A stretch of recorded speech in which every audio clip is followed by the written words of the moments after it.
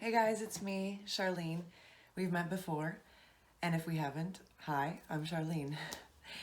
The good people at Holy Grip have asked me to do a little interview regarding my career as a dancer, and I thought I would sit here and candidly share some of the answers I have with you guys, and hopefully you enjoy it.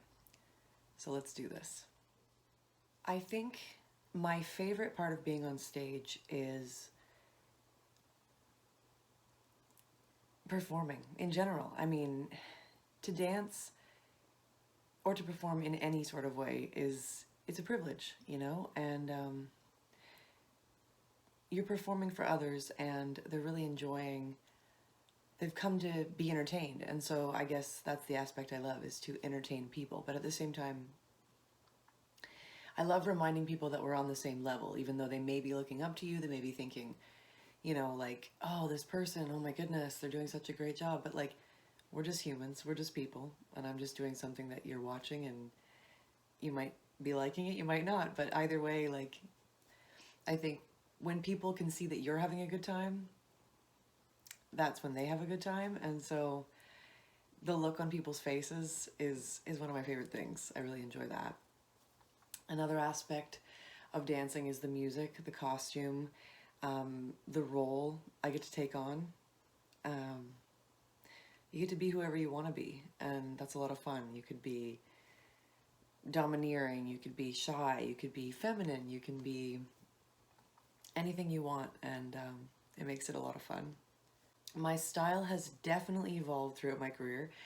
I think that with anything and with anyone, over time, we change as people. And so I started quite young, obviously. I've been doing this for 17 years. So um, when I first started, it was more about the ego aspect of it, I guess. And not to say, you know, being conceited or whatnot, but just like, oh my gosh, I'm a performer, like, you know, and you kind of let it take over you. And then after a while, it changes and your perspective changes as it does in life. And I'd say, I mean, I've gone through many different kinds of costumes, music styles. I mean, I started with hip hop and ended up with all of a sudden I'm into reggaeton and Spanish music. But everything in between, I'm talking about metal, I'm talking about dance, I'm talking about even country for a short amount of time. It's true, it happened.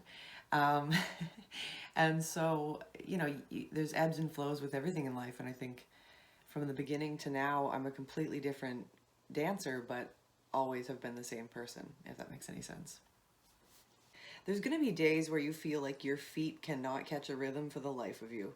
Um, as with anything, I think you could be a comedian, a singer, an actress, what have you.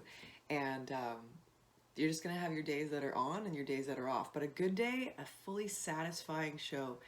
I think when your feet catch every beat and it's as if the music is flowing through your body and you're not thinking about your next step. You're not thinking about the crowd even. You're just moving and there's this like joy that comes from within you and it shows in every movement that you make. And I think that that's and then when you stop and look around and you realize that everybody's all eyes are on you and they're smiling and you're having a good time, and that's a fully satisfying show to me. I think anybody can do anything that they put their mind to. I think if you want something bad enough, you can have it. Um, some people have rhythm, some people don't, but it doesn't mean it's not something you can't gain. Um, Music has a beat. Just put your feet to the beat and move. And with time and experience, it'll come. And it's just something that happens naturally. I mean, you can't just overnight. Some people do have that skill, but it's not something that you have to take lessons for. I think you just do, and then you learn, and you do, and you learn, and you do, and you learn, and then it comes from experience. It comes from realizing what works for you and what doesn't, and what's your style and what isn't. And always try to be yourself. Never try to be like anyone else. I mean, if someone inspires you, great, do that. Like, you know, find movements that they do that you like and you could sort of emulate, but always make it your own. And because that's important. We need to be ourselves. Well, I think everybody does their job differently. I think everybody performs differently, so everybody has an idea of who they want to be and what they want to portray to an audience. And like I said earlier, with every single show, you can be a completely different person. If you want to be, domineering, you can. If you want to be, light and flirty and girly, you can. And so, choose your costume, choose your music, that suits your personality, and feel comfortable in that. Don't just think that because other people are doing certain things that you have to too. If it doesn't feel right on you, what you're wearing or the music you're dancing to, it isn't for you. Just find something that works for you. Even if it isn't what everybody else is doing, that doesn't matter. You're going to make a statement anyway if you just be yourself.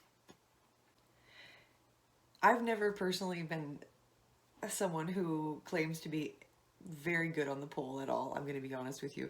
I can do some pole tricks, and the ones that I can do, I do them well. I've always been a strong believer in never let them know that you don't know what you're doing. So I might know a few more pole tricks than I will actually do in my performance, but I don't do them as perfectly as I want to. So I just don't do them in my show. I guess every once in a while I might pull it out, but I just stick to what I know, and that doesn't mean to never try. Always try, because remember, people understand it. It's a performance. It's not a movie. There's no edits. We're just doing. We're living, right? We're being, and that's the beauty of art, is that you just maybe one day you make a mistake, one day you nail it. Who knows? But either way, just do you. So my point about that is that because I wasn't that great with pole work, somehow I figured that the floor and me became the floor became my thing, and it's if you take a pole away, what do you got, right? I mean, I think you have to think like that. If you have no pole, how else are you going to perform? And you've got to be able to be captivating in that sense, especially in our industry, right? So, and I don't mean just laying there starfish. I mean literally still being able to perform with just you and the floor and the space that you have, and being able to engage people still and captivate them. That's important. So, yeah, just do you, right? Floor work is something that, again, just with pole and dancing at the same time, it comes with time. I think you become more comfortable with your surroundings, and you start to learn what works for you. What I found helped me in the beginning is I actually would film myself, and I saw some things I didn't like, and I saw some things that I thought were pretty amazing. So I kept those and worked on those, and the ones that weren't so great, I got rid of those. So I remember when I first started dancing, I always felt like I had to be moving every second. And I think that's the sign of somebody who's a little bit not so uh, conditioned. They're able to improvise. They're able to balance their show properly. They're able to take moments and just be and engage the crowd just by being, instead of always feeling like you're constantly moving, constantly moving, constantly moving. And that also shows a lot of confidence and courage and strength.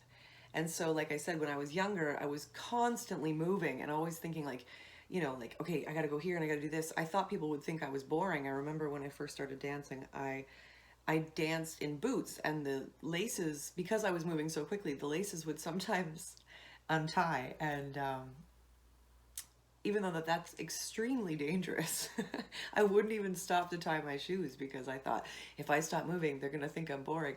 But that's not the case at all. It's actually the opposite. If you show that you have enough courage to just stop, and even if you need to tie your shoe, or you need to, straighten something, or just take a breath even, or just, strike a really strong pose to a certain point in the song, that just shows so much ability and so much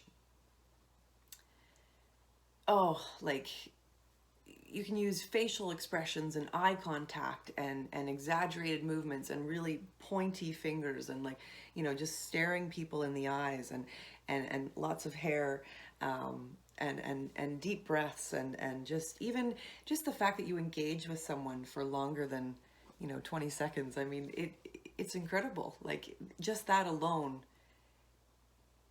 will change your entire performance, I promise you. When I first started dancing, again, I was quite a bit younger, and when you're younger, I think everybody would agree, or if you're not there yet, you don't understand, but you will, that you just have like, you have so much more courage when you're younger. You just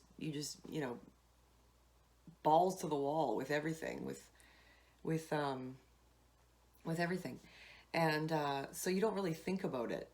Um, but I think it wasn't until way later in my career when I started to um, kind of become more self-aware, and I don't know what happened, but something along the way, I used to get really nervous, really, really, really nervous, to the point where I was, I almost was sick before performances. And it was a strange place to be because I had already been dancing for, oh, I don't know, 12 years at this point. And so that in itself kind of made me think, what is going on? What's wrong with me? Like, why am I going through this? And I think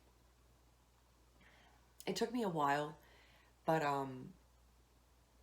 and I'll be honest with you, you know, meditation, I'm just saying, it's something that'll change your life. I think a lot of people think of meditation as something that's really complicated or confusing, but it isn't. Meditation is just a fancy word for focus. And, sometimes people ask me, well, what did it do for you? And I say, it enabled me to focus and took away all of my fear, in the sense that because you are now focused, or your brain is trained to be more focused, you're not so much worried about what's coming and what was. You're more here. And then being in the moment is incredible. I mean, I like going back to just hearing the rhythm of your music, the beat, feel the beat, take a moment, breathe, uh, know that you aren't the first person in the world who's been nervous, and you will not be the last.